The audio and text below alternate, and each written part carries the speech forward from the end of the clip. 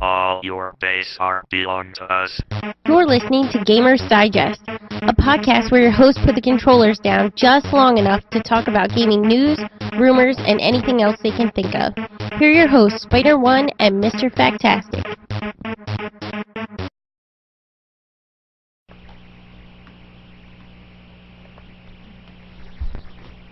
Looks pretty good. Yeah, Hope they can hear me. I'm pretty sure they can. Okay. This is the Halloween episode of Gamers Digest podcast, where we talk about gaming news, rumors, and anything else you can think of. Boba Fett doesn't talk much, so I He doesn't. How much has he said in the movies? He has like 2 or 3 lines, I guess. I wonder how many lines he's gonna have in the new movies. Yeah, we had a Star Wars podcast, man. Today would be a big day. Yeah, they're like, yeah, big time. So this is Halloween. We're starting our new time slot. Fox decided to move us to earlier in the day. Yeah, because they're jerks. Actually, it's just real life circumstances, and I'm tired of going to bed at 1 a.m. after I've edited this podcast. So makes sense. We figured we'd do it a little earlier. It's probably going to be around 6 from now on. We're not going to do the pre-show stuff as much anymore, if ever, because we're actually going to start. We're going to try to start some new stuff. With our game playing. Right. So, but other than that, we're still going to do the same news, rumors, all that stuff you mentioned before. Mm-hmm. Happy Halloween. You're a ninja. I was I'm a Boba ninja. Fett. Now you're a Green Ranger. That's right. Green Ranger. Mm-hmm. But I do it in the Boba Fett helmet, but it's hard to breathe in there. Yeah. And I don't have my glasses on, so I can't see, and I didn't feel like putting contacts in. So you guys are stuck. He made that helmet himself, everybody. It's like I keep looking over there when I really should be looking. He made the helmet himself. Right. Yeah. Yes, That's it did. cool. And I'm going to start my next venture probably shortly. Magneto? No, I want to do Magneto, but I found a guy to do Master Chief. Oh. A full Master Chief. Wow. I'm going to step it up. It's not going to be cardboard this time like that helmet was. Which, by the way, doesn't look like cardboard. No, it doesn't. It looks really good. Totally. Can't get far enough back so you can see the whole helmet. Totally cardboard, except for that. But Master Chief, out of fiberglass exercise mats. Oh, the foam exercise mats. Yeah. So there's a guide on how to do it, and for all the mats you need for the whole costume, $30. I bought a $30 mat set. Yeah, the gray mat. Yeah. Yep. Yeah. Exactly. That's wow. what it is. I might have to join you. Yeah. Yeah. Honestly, the big venture for that is going to be, it's like $30 for the mats. It's $20 to $40 depending on what kind of visor you want. Okay. Because you can get the single one, which is $20, but like the Spartans typically double them up. Yeah. So that would be like $40. And then the tools, but I have most of the tools. The only thing I'd really need is a thermo knife, which are like $20. Okay. Like they said, the thing to like help mold it, you need a heat gun, but they were like, that's basically a hairdryer. Yeah. We have plenty of hairdryers. Yeah. We live with 2 girls. We've got extra hairdryers. Yeah, man. Like I remember I bought the foam core, the foam padding for, I wanted to build the M30, like a machine gun. Yeah. And there was a guy that I wanted to follow, and I got the X-Acto knife and everything, all the glue gun and everything, like everything I needed, and I just never got around to it. Yeah, I might need a new glue gun because they say that you should use like a high temp glue gun, and I think all I have is like the low temp, like like Walmart.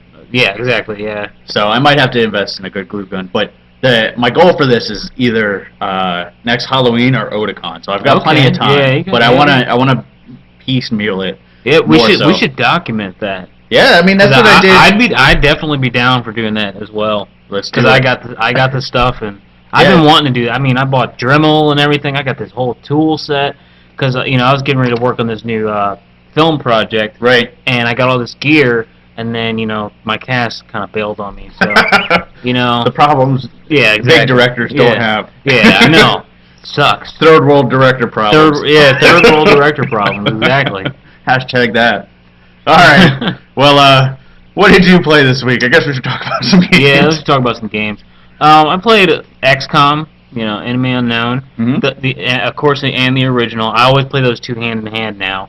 FTL, Bridge Commander. You saw me playing Bridge Commander. Yep. And I also started playing LA Noire, and I really, really like that game. Now, is it Noir or Nor? Noir, I say Noir. Okay. That's how I say it. Okay. But yeah, I've heard both. I've heard both. Okay. I didn't know there was an E at the end of it. I always thought there was just Noir. Right. But this one has an E on it. I'm like, whatever. I like the game. Crime drama in the 40s. It's really cool. I'll be reviewing it soon. Soon. Mm-hmm. I guess I should mention our reviews are going to be Halloween themed. Mm-hmm. They're both classic games because I haven't really played a good scary game recently. Yeah, there are a couple of them out there, mainly for PC, but I'm way too cheap to buy them because I've been burned by horror games before. So they're kind of a one and done thing because once all the scares get you, there's a really good one out called Amnesia, which is supposed to be really scary. So I might check that one out. But I've been watching, not to plug another show, but Gamebreaker TV has a Let's Play with Darnell. Yeah. And he plays Amnesia, and he takes all the scare out of it. He just makes it funny. So Mike Beat's pretty talented in that aspect. That's pretty cool. I played Borderlands 2, still working on that Necromancer. I finally hit level 50, started the 2.5 playthrough, because basically there's the normal playthrough gets you to like 30, the second playthrough gets you to like 50, and the third playthrough is just 50, and that's where you get all the good stuff. So, working on that. I started playing XCOM Enemy Unknown. So what do you think? I've been pretty impressed with it so far. It's I wasn't a huge, I don't want to say I wasn't a huge fan of the original. I just wasn't that into the original. Like I liked it, but I was nowhere near like your conviction with it. I was playing StarCraft. So yeah. So at that time, I was all about StarCraft. So, but I did enjoy it, and I do enjoy the new one. And I'll probably, I don't know if I'll do a full review, but I'll probably do like a mini review and just bring up like what you said. Yeah. If I have any counterpoint to it. I did start a new game after I cheated. I went back and started a new game.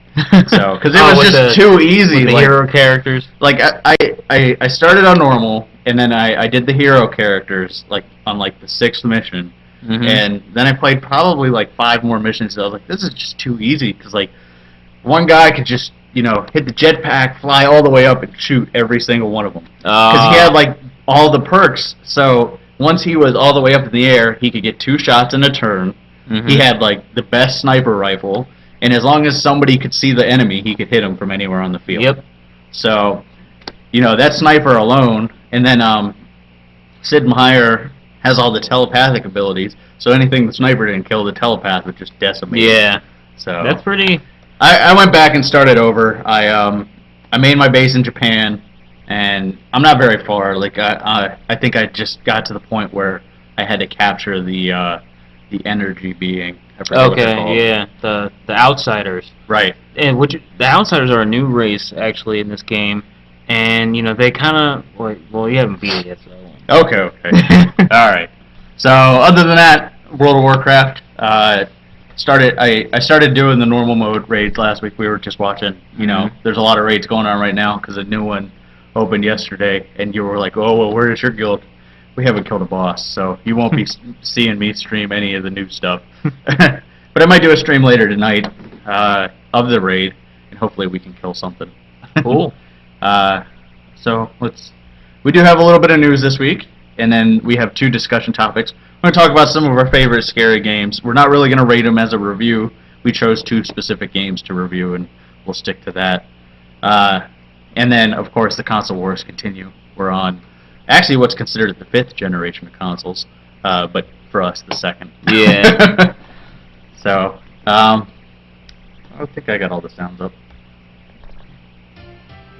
I do. News and rumors. Cat randomly appears. Yeah. A black cat. A black cat on Halloween. Yep. his name's Sasuke. He's a ninja too. Yeah. He's my arch nemesis. All right, so Sort of. yes, I haven't watched that show in a while. So Grand Theft Auto 5 release. Yeah. Spring release Sorry, I'm spacing out. 2013. It was confirmed by a UK retailer. It showed some art we've never seen before. I'm looking forward to Grand Theft Auto 5. Every Grand Theft Auto game to me, even though it's like mostly the same stuff, it's just the same stuff perfected beyond what we thought could be perfected. Yeah. They're always entertaining. The stories are always compelling. It's really hard for Rockstar to really make a bad Grand Theft Auto game. They cannot go wrong. It's the one sandbox game that I've always had fun in. Like Prototype was a little iffy. Crackdown, the first one, was something different. I really liked the first one. The second one wasn't that great. Yeah, I didn't even finish it. I just stopped. I was like, I give up. Did you? I don't think I put it on here, but did you see that the ESRB rated Vice City and San Andreas, like re-rated them, which is usually a sign of a pending re-release. Yeah. And it is the 10-year anniversary of Vice City, so we could see those on consoles, like as network games. Cool. Vice City has been slated as like an iOS game. Yeah, I did see that. Is that on here? I No. don't think so. Oh, okay. I think I just saw a headline somewhere. So, all right. Speaking of other iOS games, Ghost Recon Commander, which is not a first-person shooter. Yeah, it's like a Facebook game. It's like an isometric iOS Facebook game that's turn-based strategy. Is canceled, and Ubisoft laid off pretty much the whole development team. Yeah, that does suck for them. They did say these guys, if you're like hiring, definitely look for these guys. So I mean, it's our compulsory studio closed down story of the week. I think we got another one in here. Well, you got this story. So Cliffy B, the guy that I said was kind the of new a jerk. freelancer. Yeah, the new freelancer. The guy I said was kind of and he had a big ego. He's an egomaniac. Yeah, he offered on Twitter. He offered to fix Resident Evil. He's like, hey Capcom, we can fix Resident Evil together, And I mean, like there's kind of this grew into like a big topic or whatever. Had his little. There was some back and forth. Yeah, there's back and forth. He got so many subscribers from Japan. Yep. Japanese subscribers because of that, and even he thought it was kind of cocky. Yeah, and later on he apologized. He's like, okay, that was a little egotistical of me. But, but Resident Evil, I didn't play Resident Evil 6. I wasn't, as a huge Resident Evil fan since, 96 when the first game came out, I wasn't really inclined to pick this game up. Yeah, it's just, there was no draw to it. Yeah, and I don't really think Cliffy B could fix it. I don't think he's the right guy. Like, no. He would make it more action. Yeah, he would. Like, think about his games, like Unreal Tournament. Yeah, well, Unreal Tournament. Gears of War. Yeah, that's his real huge claim to fame right now. That's what he's known for. That's how he got his name out there. Right. And I can't imagine. I don't want to imagine Resident Evil like what that was. It really needs to return to its roots in survival horror. That's in my opinion. We'll see. We'll see. Hey, it'd be interesting.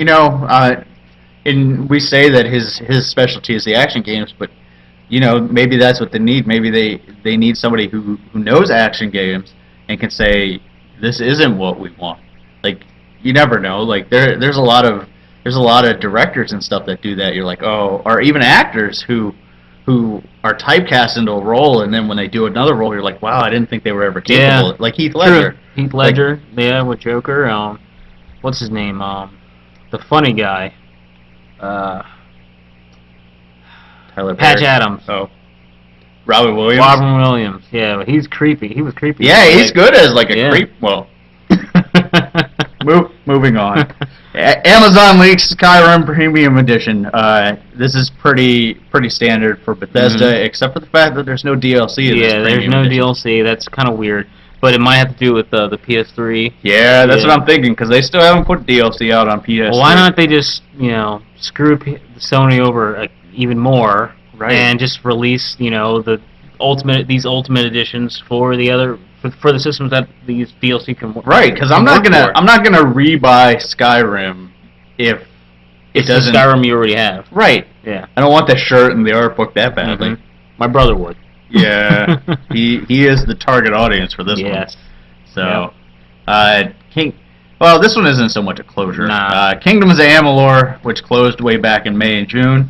Actually, one of our first stories we ever did. Mhm. Our first compulsory. Yeah. Closing. All of their physical assets. I should have notated that a little better. Their physical assets, like servers, computers, Yeah. hardware, furniture, was sold for $830,000. Yeah. That is trying to pay back their $75 million debt. Yeah, and their IP won't get sold until sometime between now and first quarter of 2013. So. Right. And that's probably going to be the big draw. Now, EA was actually the developer that bought, I don't want to say bought, but hired a lot of their developers. Mm-hmm. So it'd actually be pretty cool if EA bought the rights to Amalur and they make the sequel that was maybe not so much the MMO, because EA has a bad track record of MMOs, but maybe they can make the sequel game that they were planning to do and maybe do it a little better this time. I liked Amalur. It was pretty good, and it was ambitious for a first title. It had its problems, mainly with story and pacing.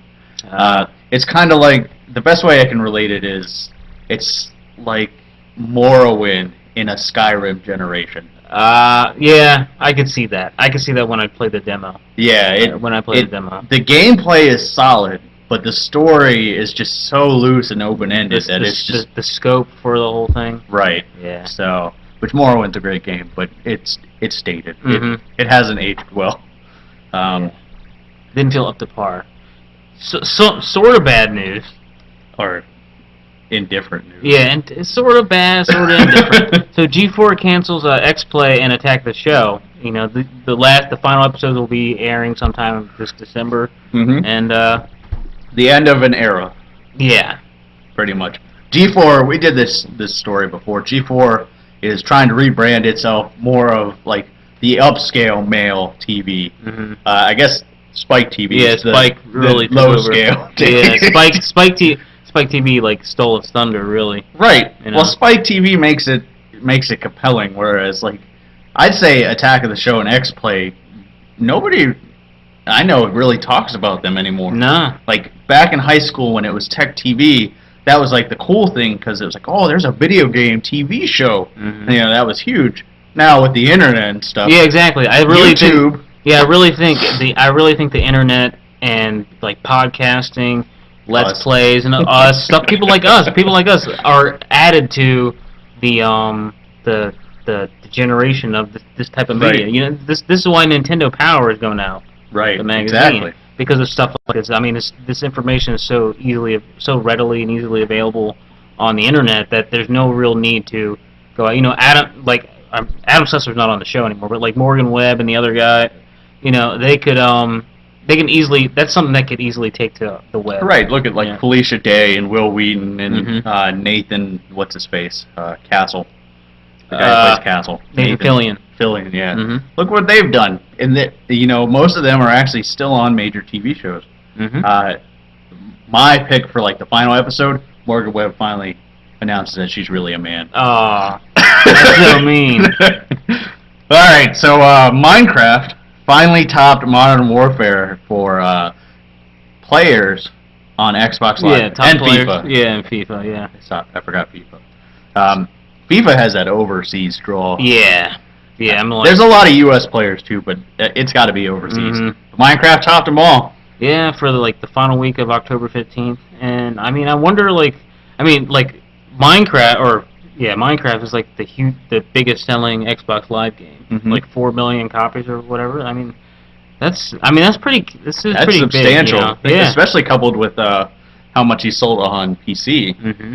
So that's Yeah. substantial. Like, good job. I mean, Notch. it's going. This goes to show that user-generated content can Goes a really long it way. goes a long way. They need to start making games where we can start doing this again. right. You know. The ultimate sandbox. Mm-hmm. It is the ultimate sandbox. All right. Speaking of digital games, the ESRB expand their rating system to digital games finally. For a while there, they actually weren't rating like downloadable games and stuff like that. There was like a loose rating system. It really wasn't as stringent. But the big thing for this story is they now rate online interactions. Like the big thing in this day and age is what data of mine is being sent and received and communicated. And now parents, people our age don't really care that much. We know what we're getting into. Or at least I hope we know what we're getting into. But like parents can say, okay, this game shows my kid's location. Like we live in Severn. Or this shares personal data like Facebook data, stuff like that. So that I think it's a good move. I don't think I really don't think there's a negative. Yeah, they're just covering their bases. It's a good way to cover your bases. Right. So CYA. So you were talking about this before the show started. Oh yeah. So I used to play MechWarrior on a PC. We all did. Yeah. Atlas. Yeah. With Fort Gauss cannons. Exactly. Yeah. So, who doesn't want to drive around? Operate a giant robot. And so MechWarrior is taking a different spin where they're doing an online game, and MechWarrior Online Beta is now open for to play for everybody to play. So if you're interested, look it up. Yeah, I'm probably gonna check this out when I have a little more time. PlanetSide 2 Beta is still going on, and I do want to at least try to play that a little bit. But yeah, I used to love MechWarrior. Like I think it was MechWarrior 2 and the expansion were the ones I played the most. But yeah, I used to like load up the Atlas with like Fort Gauss cannons, and it would like one shot like everybody, but then I couldn't fire again for like a minute and a half because I would overheat. There was another. Remember Star Siege? Yeah. That had really good, cool mech combat too. I really like that. And then they had the Star Siege tribes. Yeah, I want to know how the MechWarrior Online plays, because the way I remember MechWarrior on the PC, there was a lot to do on your keyboard. Like you had turning and firing and strafing and running and like Steel Battalion. Yeah, but they had their own controller. And the Kinect game, nobody wants to admit exists. So yeah, it scored like a 2 out of 10. It did? Dang, why? They say it's basically unplayable. Like the controls don't work. That sucks. Like they went for the ultimate like integrated experience and like overdid it. So our last news story: Chrono Trigger is now available on everything ever. That's I think the only thing it's not available on is Xbox Live. Yep. So it's not available on Xbox. But the news story is it's available on Android. If you've never played Chrono Trigger, shame on you. Shame on you. Shame on you. That is like the birth.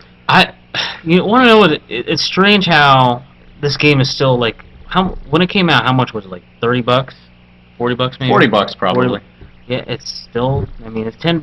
It's still worth it. Like, yeah. The art, the characters, the story, the 1,200 endings. I'd say it's probably one of my favorite RPGs of all time. Yeah, it's definitely up there. Definitely. Lavos. Definitely. All right, so we've got some discussion topics. The first discussion topic is scary games. Scary games. Scary games. Ooh. Question mark. As in, are there any scary games? Yeah. All right. Well, where are they? We're not going to talk so much about current scary games because, as we both said, neither one of us has really kept up on them because we haven't really found any. Nah. Maybe Steel Battalion for Kinect is scary. Yeah, maybe. That Dragon Ball Z Kinect game looked really scary after I saw that ad. I feel like I would herniate a disc playing that game. Yeah, it was. I almost herniated a disc just watching the video. To be honest with you, it was bad. All right, so your favorite all-time scary game? Scary game. It would have to be one of either the first or second Silent Hill game. It might maybe Silent Hill 2. I mean, I remember most of the scares coming from that when I was playing it with an audience. Yeah. You had my brother there. My mom might come in and peek every once in a while. My mom did daycare. Some of the daycare kids watched. They probably shouldn't have been, but yeah, I don't think those are great games. Yeah, well, I mean, they were like the older daycare kids. Oh yeah, I'm sure. I mean, I wasn't. I definitely wasn't 17, but I was probably like 13, 14, maybe he was like 10. So But yeah, he was like, yeah, he's a few years younger than me, and yeah, he would watch. And yeah, I mean, Silent Hill 2 is really scary, and I think that's when, I guess that was during the heyday for survival horror, which is what is now called. That was back in the heyday when the game's atmosphere really created a scary game. Right. Nowadays, most games don't, or games that are supposed to be scary don't have that atmosphere. Right. And that's, I mean, if it's lacking, Resident Evil, the atmosphere was still there in Resident Evil 4. It still had that atmosphere that was like, okay, this is creepy. Sometimes. Yeah, sometimes. Oh yeah, yeah. It had its moments. Where, okay, this is scary. I definitely wasn't scared when the troll was chasing me. No. At that point, I was just, no. Yeah, I need to figure out which barrel I need to shoot. 4 was a transition, Yeah. but once you got to 5, I mean... And they gave you that grenade launcher. Yeah. With infinite ammo. It was over. Yeah, it was over. it was over. Yeah. I mean, I can keep going on and on. We'll do a Resident Evil. Yeah, we probably should. Resident Evil Brain debriefed. Resident Evil debriefed. Yeah. But like we did Walking Dead. Mhm. Yeah. I don't necessarily say Walking Dead has some good scares in it. I mean, I'll be honest. Remember we talked about that TV falling on that zombie? When that zombie jumped out and got you, I almost jumped. So did I. Yeah. I was like, whoa, what the hell? So. And I mean, they play up the scares sometimes in that, but I wouldn't. I don't know if I consider it a scary game so much. It has its moments. My favorite scary game actually would probably either be Silent Hill 1 or Doom 3. Doom, yeah, I didn't think of that. Doom 1 and 2 were more like run and gun. There weren't a whole lot of like jump out moments, but Doom 3, like the lighting, the atmosphere, just everything in Doom 3, it made it not the traditional first-person shooter. That's why I want to go back and play the re-release. Yeah. I mean, even looking at the trailers for the re-release, I'm like, that's a creepy-looking game. Yeah, it's just the dynamic lighting and stuff which nowadays is actually still good, but not as far ahead of its time as like when Doom 3 came out. You needed a top-end PC to play it. Yeah. Like, I remember working at Circuit City when Doom 3 came out, and we played the demo, like, not even the demo, but like the demo reel of it, and even our top-end computers had problems with it. Wow. So, yeah, Doom 3, just the atmosphere and everything, like it, and the story and stuff, and then, like, at the very end of Doom 3, when you finally made it down into, like, hell, that was, like, crazy, just some of the stuff they did down there. So I'd probably say Doom 3 would probably be my favorite. So what do you think killed scary games? Technology. Honestly, I think they push too far forward with like the graphics and stuff that they forgot what makes stuff scary.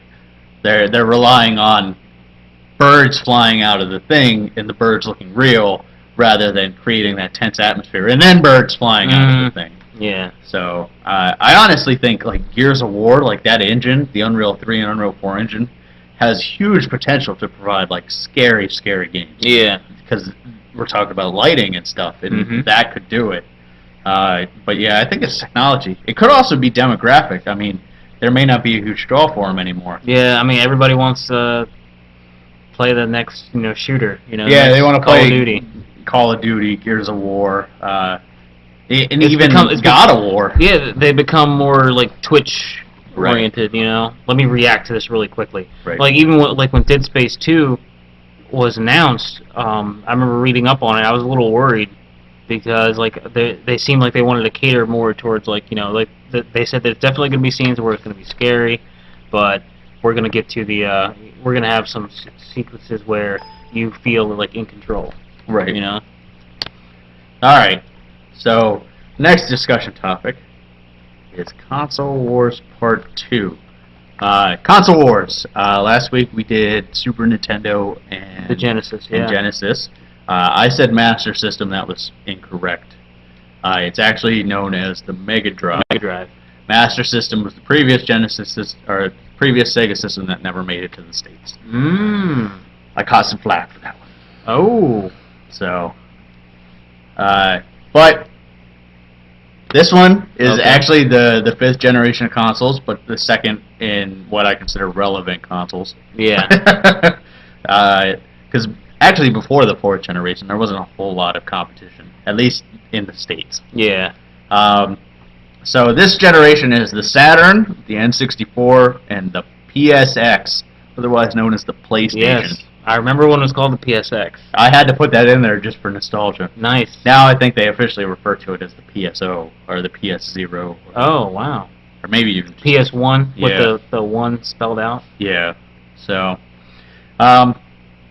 let's jump in. I got some Oh, yeah, video. video and stuff. So we'll start with the Saturn. So, you owned a Saturn. I owned a Saturn. Yep. What did you like about the Saturn? I liked that. I mean, I like the Sega name. You know, Sega is like, okay. I knew that if I was gonna get the Saturn, I wasn't gonna be disappointed. And I liked for the longest time.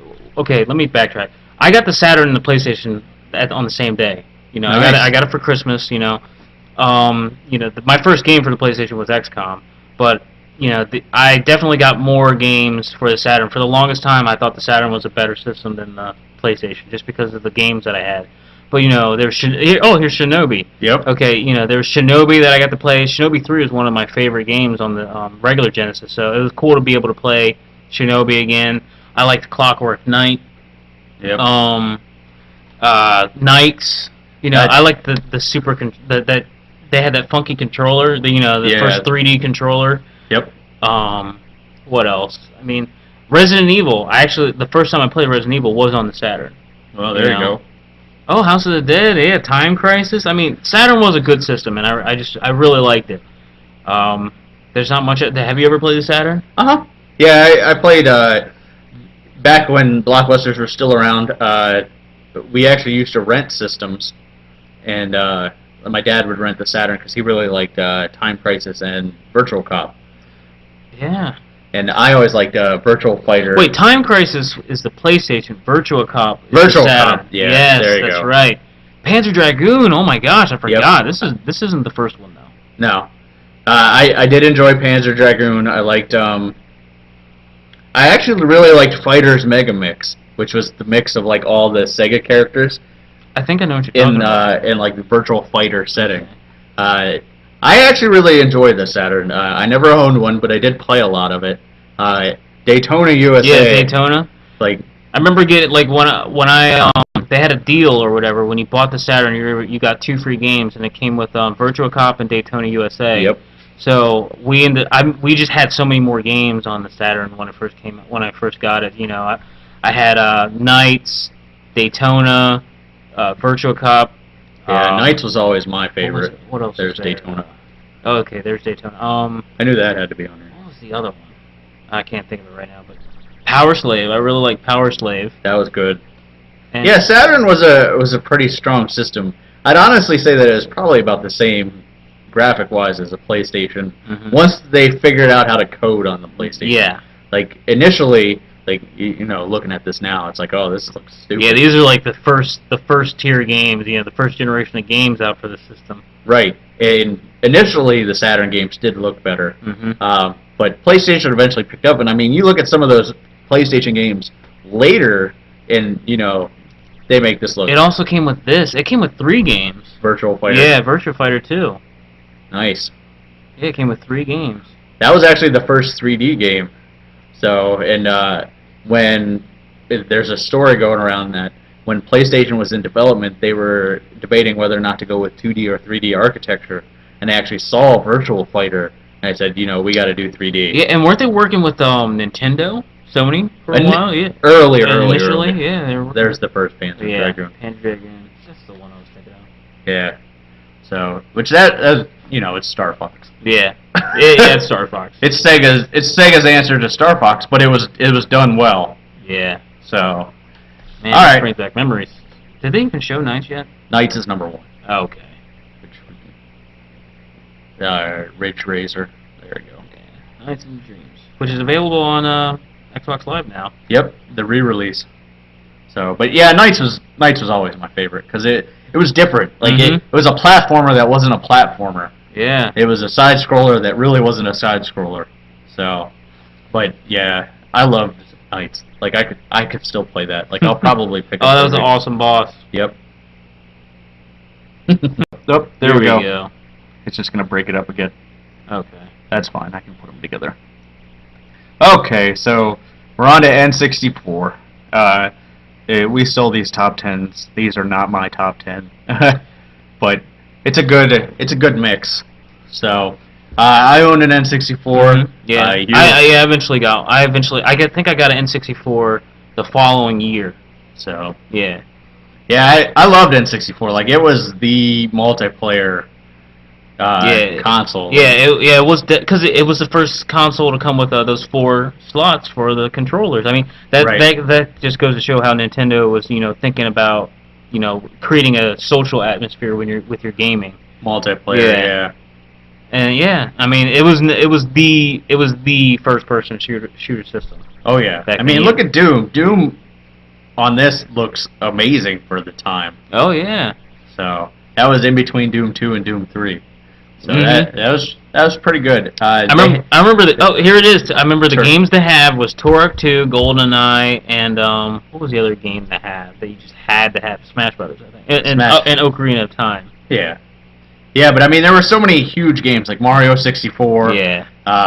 Ocarina of Time, even Majora's Mask. Like, I'd honestly say Majora's Mask is probably more of my favorite than Ocarina of Time, just because it was so much darker. Like, it was such a different tone. I had both the Turoks. I really liked the Turoks just because I loved running around with the bow. Yeah. So, I remember having friends over and using the cerebral bore on them. Yeah. Yeah, that was awesome. GoldenEye, everybody had good times with GoldenEye. Oh man, that looks awful. It does. Yeah. Jet Force Gemini. Oh, yeah. This would probably be my probably one of my top picks for my favorite N64 game. Yeah. Because it was so different at the time. Like, third-person shooters now are like so run-of-the-mill. But back then, man, this was like those poor bears getting killed by those ants. Yep. Had to save all those bears. Yeah. But that was one of my favorite games, definitely. Let's see, what else? What else was there on N64? There was a lot of stuff. I love how you kill them and collect their heads. That's right. Yeah. This brings back memories. This really does. Let's see, what else do we have? I remember wasn't the GoldenEye. Perfect Dark. Okay, cool. Now, which was the first to actually have force feedback? Because I remember the Star Fox. Okay. Star Fox came with the Rumble Pack. The Rumble Pack. Yeah. And then there was that cartridge to improve the graphics. Turok needed it. Yeah, Turok needed it. I think it actually came with Donkey Kong Country. Okay. Or Donkey Kong World or whatever it was on that one. Donkey Kong 64 maybe. Yeah. Which that was a really good platformer too. Nintendo, when they reached out to Rare, really knew what they were doing. Smash Brothers was the big one. Everybody played Smash Brothers. Perfect Dark, the successor to GoldenEye. Mm-hmm. Also good. So, alright. Let's see if I can not crash it this time. Try it something different. We'll keep our fingers crossed. And the last one, of course, is PlayStation. Are we crashed? Maybe. Nope. Oh, nope. Nice. Good. Most epic games on PSX.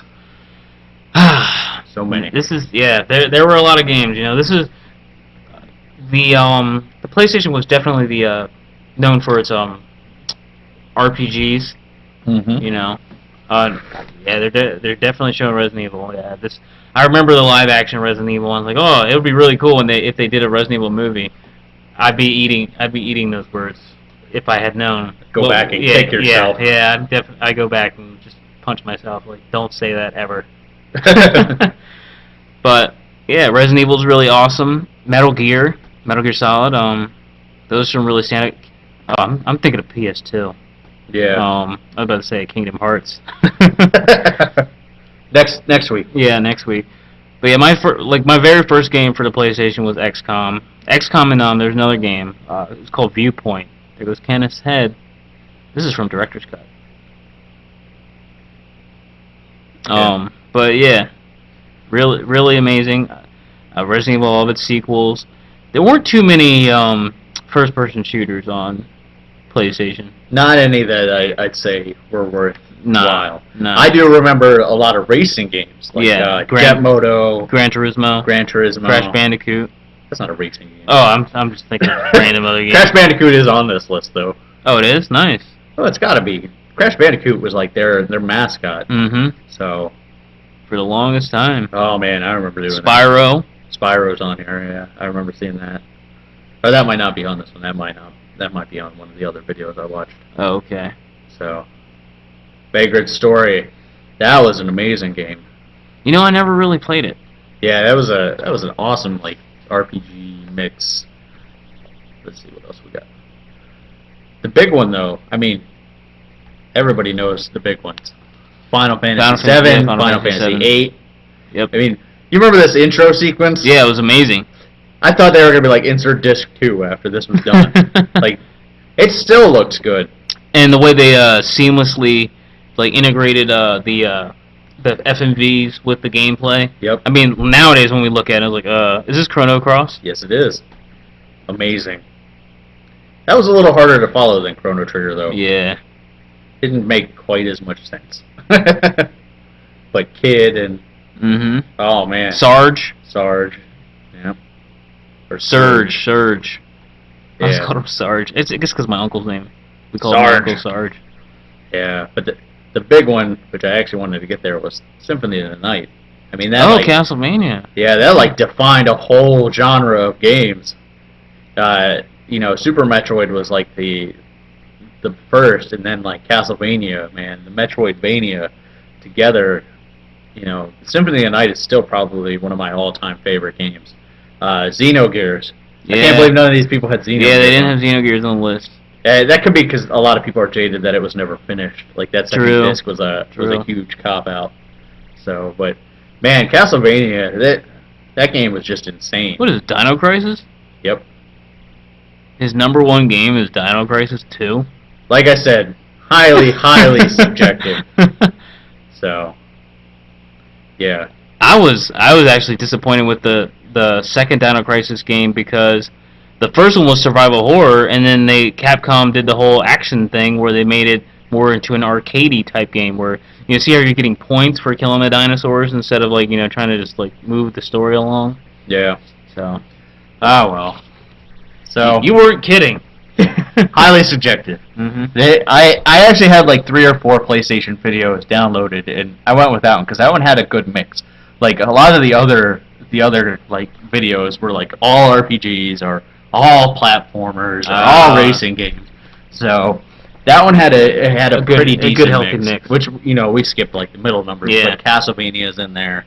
Metal Gear Solid. Metal Gear Solid's in there. I think I saw a Metal Gear Solid shot as you were scrubbing. Yeah. Like a really quick shot of the sub and everything. So, what's your pick?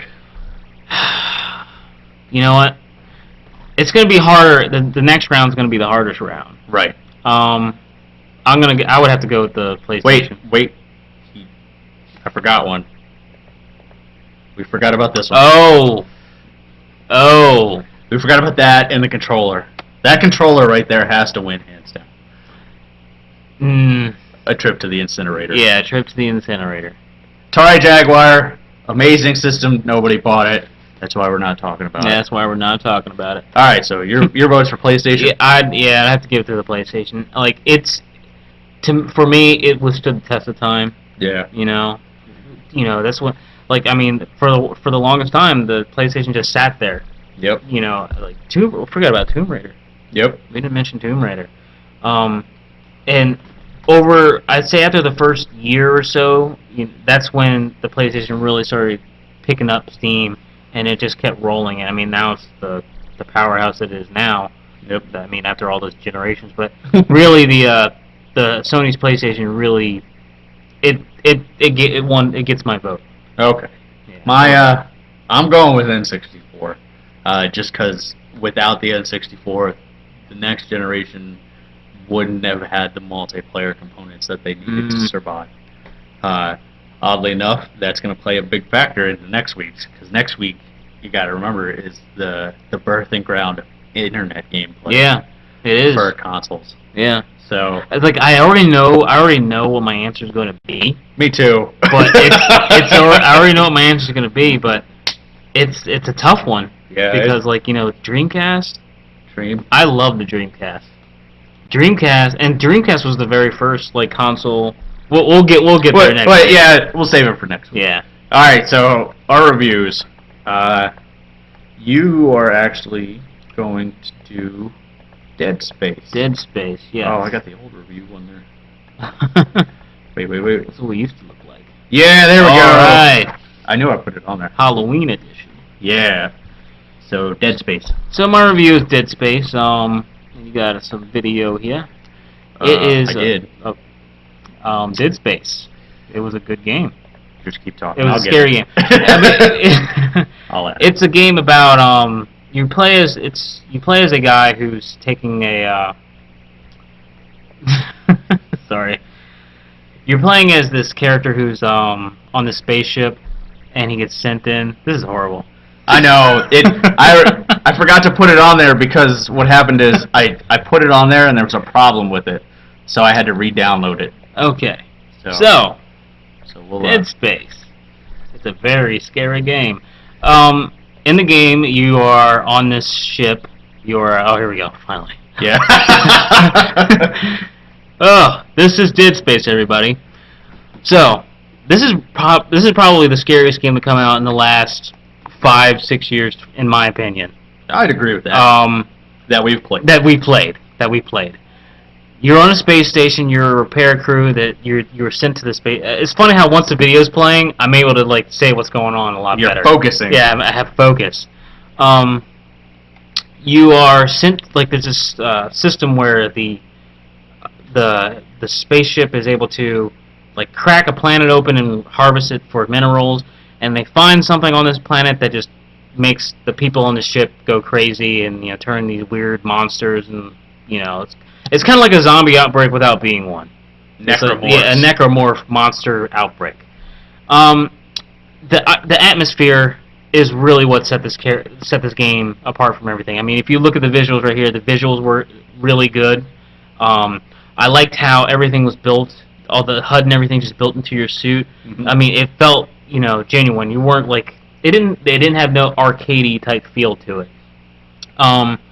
Is that the atmosphere was a huge part of it that made it really scary. As a credit to this game's creepiness, you had the ability to run in this game. I never ran. You know how you're able to okay, let me run to this door, let me run to the next area. No, yeah. I stood and walked the entire time when I played this game with my gun drawn. Yeah, just like he was checking his corner. See how he's just being careful. Yeah, it did say for this video where I pulled it that this guy had never gotten this far. Oh, so okay. This is new to him. Yeah, so when I first played this game, I just I was very careful because things pop out, things pop out of the walls, kind of like Alien. Yeah.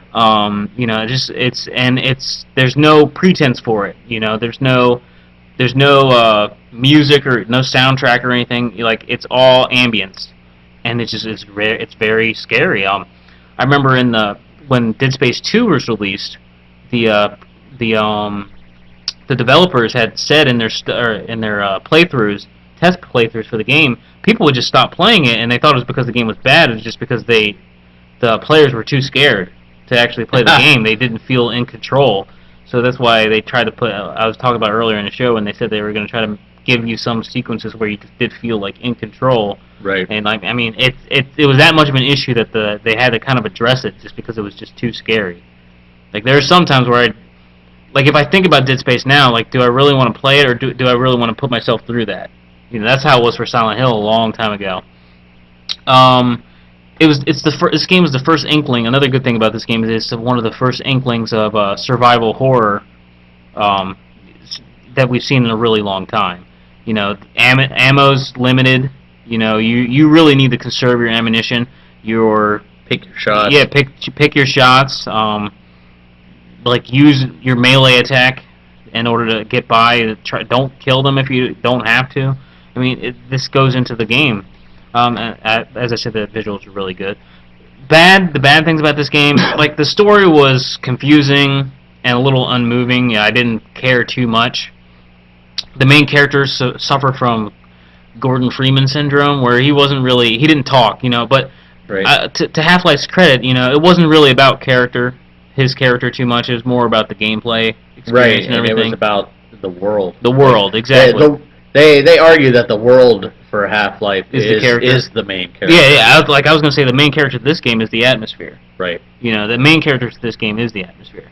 The atmosphere, ambience of the game, that gets my vote for the true character of this game, and that's really what you need to base this game on. But like they tried to give the character like some type of backstory, and it just wasn't working because he never spoke. And I mean I don't mind a game where your character doesn't speak, but when you're trying to try to have a wife or a girlfriend talking to him and anything, and it just felt weird. Yeah. In the second game, he actually started Isaac Clarke. He could speak and everything. They gave him more character and lines and everything, and that's okay.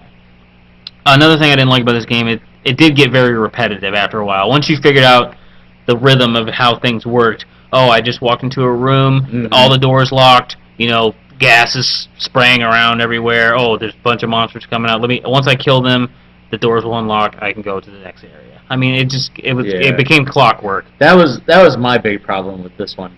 I never finished Dead Space 1. I never played 2, but once you figured out the monster variety wasn't really there. Yeah, it wasn't too diverse. Towards the later half of the game, some of the monsters started to change, and you fought different things, but they were too few and far between. Yeah, it was pretty much okay. Shoot his legs off, shoot his arms off.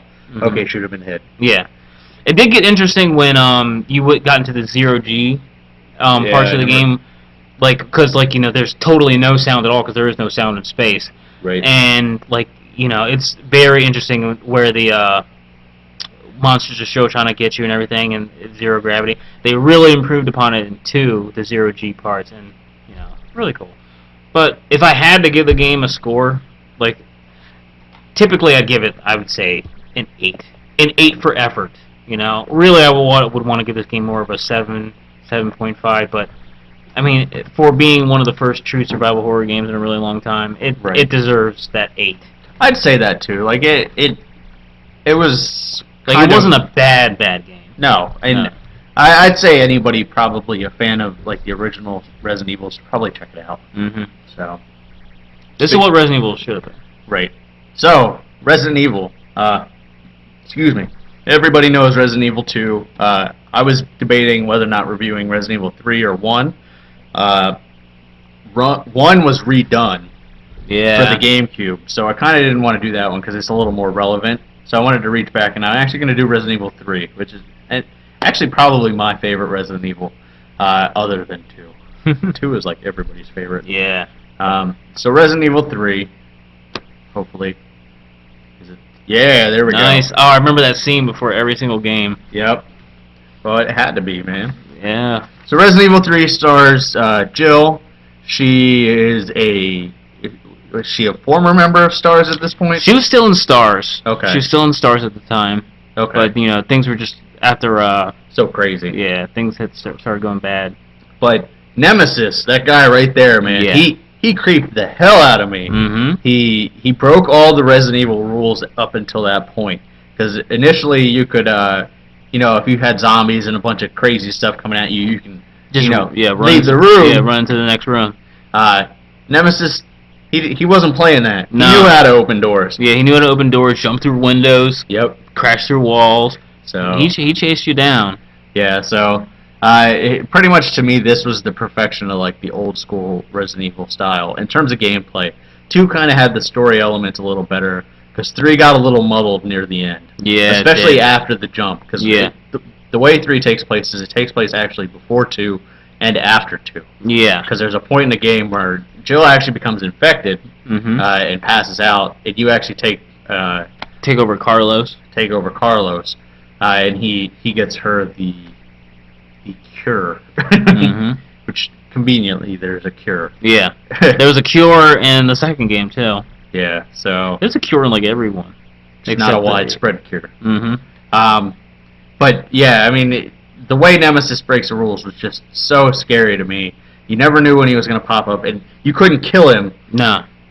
Zombies, were a little more aggressive, I'd say, in this game, and the special infected were a little more varied. Mm-hmm. Like I said, it's just that perfection of the old school. The story, like I said, it was compelling because you got to see the behind-the-scenes stuff, but it was still nowhere near as good as 2, because, like I said, it did get a little muddled near the end. The controls. The controls have not aged well. Like, I tried to play 2, and I couldn't, because, like, the whole turn, run. Yeah. It... I had that, like, I had that control scheme, like, ingrained into my brain. Yeah, It does take getting used to. Even the first game is still a little clunky, I guess, because you're so used to controls being a lot more responsive. Right. Wish we could actually get some gameplay. Yeah, all these cutscenes. There we go. The monsters have overtaken the city somehow. I'm still alive. I remember those voiceovers. Yeah. So, Jill in her miniskirt and tube top. Not the craziest, not the best idea for zombie killing. I do like in this one, like that guy, how he hides in the container, and you're like, all right, well, screw you, I'm leaving. And then you can eventually come back and he's dead in that container, and you have to kill him. Yep. So the continuity was pretty good. The graphics, for the time were actually they were really good. So even today, like I wouldn't. I'd say that's bad graphics if a game came out today, but I mean, it's passable. Like, it's not a red dot or a blue dot. Yeah. So. I mean, I'm still a fan of 3D characters and pre-rendered background. I mean, I think there's a fine line you can, because the new Resident Evils, the remakes, the remake of Resident Evil and Resident Evil 0, I mean, those games still look really amazing to me. Yeah, because they took their time with them. So, yeah, I mean, it is what it is. If you're a fan of the old school Resident Evils, this is probably a good place to check them out nowadays. 1 and 2 are a little rough unless you get the remake of 1. 2, I'd say probably just pick up for the story. Yeah, because there's a lot of story elements in 2, especially with 5 out now, and how they bring a lot of stuff from 2 back in 5, like Sherry and I know, stuff like that. So, I forgot you can mix you can make your own bullets and everything in this game. Yeah, that was another big thing I liked in this. You can make like fire bullets and all kinds of crazy stuff.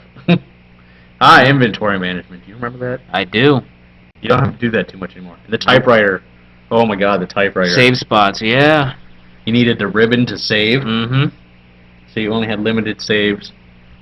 And the magical item box. Yep, you could hold everything. Yep, everywhere. Yeah. Oh man, this is such a great game, though. Let's see. There we go. There goes Nemesis. I wanted to get to a part with Nemesis. So, you see him? He's totally dead. Brad Vickers. Yep. He was a helicopter pilot in the first Resident Evil. He's the guy who left you guys behind. Yep. He's a chicken. And you can kill him in 2. Yeah, that's he right. He was a secret in 2. Yeah, he's a little Easter egg. You get a egg. key, and then you can get the hidden outfits and stuff. Yep. But now you get to see why he's a zombie in 2. Oh, come on. Get to the Nemesis part. I know it's coming up. It's just, man, every time you heard that Nemesis, he just stars. Yeah, he was so creepy. Oh, man. Although I didn't like the ending too much of this one because of the fact that basically it boils down to you, Barry. Yeah, you and Barry versus Nemesis, and you just like shoot Nemesis. And yeah, you just shoot him a bunch of times on the ground. Like, well, why didn't that work the rest of the game? I do enjoy the fact that in the older Resident Evil games, like, you get bit and all kinds of stuff, and, just let me eat a plant. Man, let me eat an herb and I'll be okay. I'm not infected. Yeah. Combined. Lighter. Oh, man. I also liked how in this game, there was like, you could find like some survivors like scattered out here and there, and they'd be in the middle of getting killed or something. Right.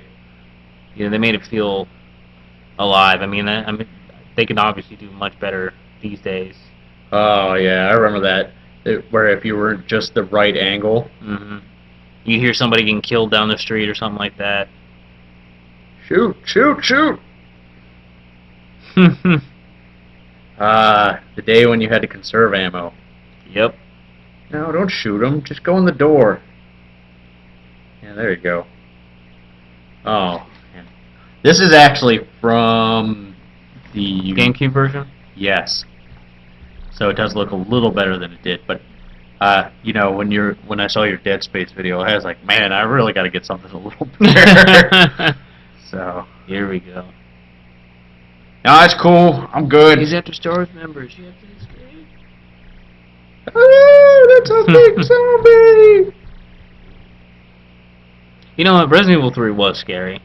It was. Because of Nemesis. It was. There were times where I just did not want to play Resident Evil 3 because Nemesis was in it. I was like, I don't feel like being chased by Nemesis right now. Yep. We had to make a choice. Fight with the monster into the police station. Fight him! It's like a choose-your-own adventure. Yeah, exactly. You're dead. Why didn't he just do that thing to her? I don't know. Oh, man. But that's Resident Evil 3, everybody. Yeah. For the time that it was out, I'd give it an 8 out of 10. Just because the minor elements that I have now is mostly due to the fact that I've played games now. So, I'm looking forward to Cliffy B fixing Resident Evil. I'm not. Can't get any worse. They need to get some of the directors from Silent Hill on board. Although the new Silent Hill games don't do well either. Aren't they made by They're made by some weird company now. Some weird companies that aren't even Japanese. Yeah. Yeah. They need to get some of those Japanese guys, or why not the original Resident Evil guy? Yeah. I can't think of his name right now. Oh well. Shinji Mikami. There you go. Shinji. Mm-hmm. He's too busy doing Devil May Cry. True. He may not do Devil May Cry anymore. I remember. Yeah, he was. I remember when he was really mad that they were putting some. They were bringing some. Oh, when they brought Resident Evil 4 to PS2, he was really pissed about that. Oh. Well, that is our Halloween episode. We talked about a lot of scary games, had some scary moments. I should probably turn this back on before I play the outro. But sign off the same way I signed on. See ya. I can't actually read this. Is it that one? Yeah, outro. Okay. Did I move the mouse? Oh. No. Alright, guys. Have a good week. See ya. See you next week. I said we had to stop saying that because it's not at the... Oh, that's right, yeah. So, live long and prosper.